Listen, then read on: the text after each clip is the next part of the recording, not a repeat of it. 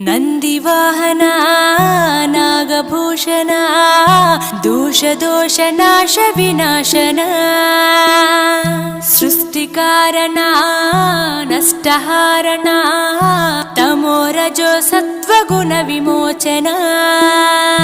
మాఘమాసమున కృష్ణపక్షమున చతుర్దశి నడి జామురాతిరిన మహాలింగమే ఉద్భవించెనట బ్రహ్మ విష్ణువుల అహం అనిగెనట సృష్టికి మూలం నీవని తెలిసి సాగిలబడి నీ మహిమకు మొక్కే అదే మహాశివరాత్రి వెలిసెనట